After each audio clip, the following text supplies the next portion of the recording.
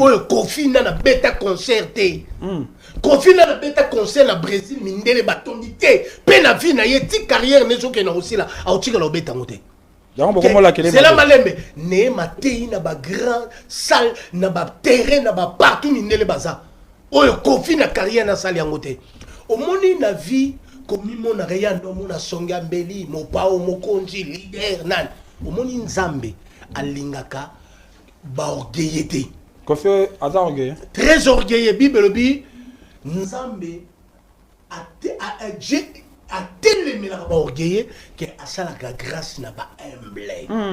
Omoni monsieur Kofi Olomide il faut se repentir. Andengani. Yaza mo Christ aza mo Christ. Aza mo Christoté. Monsieur Kofi Olomide il faut se repentir. Asenga nzambe pardon pe asenga basala nzambe pardon. Andima ko simile liboso na Yesu. Pourquoi? Parce que abandoko vivre ba humiliation na vie n'est pas la grave. Kofi Olomide va vivre ba humiliation. A ko vivre ba humiliation grave. Oui pourquoi? Nzamba oboma Kofi Olomide te. Que nzamba ko banda ko nyoko la Kofi Olomide na motema. Nandengani. Parce que asimba kiba ba wanza asimba kiba sala nzambe amanka ki liloba na nzambe. Omoni Bible eza liloba na nzambe. Nana comment c'est la malembe na Bible oyo batu bazo bika batu bazo bongo la mitema pe makamine nezo salama soki yo aux antichrist oye pour noter la Bible keba na kana na nzambe boko faza antichrist yango moni Kofi Olomide omoni nzambe maza antichrist était akobanda kotombola ka fali moto auta epai na ye pona epesa keka motema pasi omoni na motema pasi wana akozela ngo maladi pe ekomema ye na mabe donc il fallait to mama sala Kofi Olomide motema pasi esala ke motema pasi esala ke motema pasi pourquoi nzambe tellement yo omaka basali na ye nzambe akobeto na deux sortes akolingo kufa te azotombola moto oyo azalaka mwana mosala na yo oyo bando travailler pa na yo atongi bandako yo tonga te asali ba succès oyo salate abeti basali ya minene oyo salate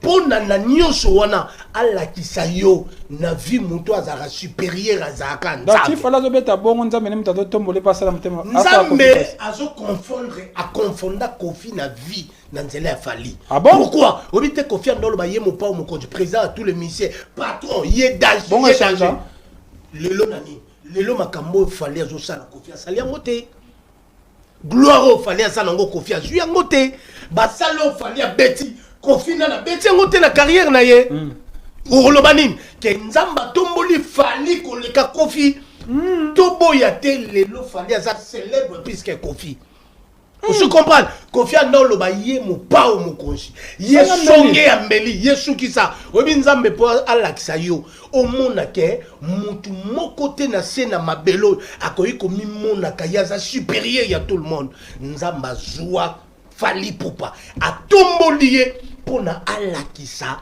na Kofi ne faut pas aux orgueilleux ne faut pas au mona au minisa rabatu au mona basala nzambe lokwa biloko pam lelo Kofi na ba bien ebele ne maleki. Ah bon? Oui. Na célébrité na makambe ebele ne malelo leki Kofi. Lelo Kofi na musique ya Congo atonga hôpital nini. Bon azali. Lelo zela malembe. Na zela malembe te. Na question na continue question yo ko ba sundu makamba sala. Ba musicien lokola ye. Ba musicien bele makamba osala. Ba tongi ba hôpital ba école ma mbebele. Kofi eloko nini na carrière na ya tike le peuple congolais. Lokola un grand star musicien congolais. Ezate. Ezaka ko betaka bino ba journaliste. Ezaka ko minimiser bino, ko manquer bino, ko sakala kana basala nzambe. On se comprend. Mais c'est Kofi Olomide a se repentir. Chinoté a kobanda ko mona kaka humiliation sur humiliation. D'accord. Pe ya misatu.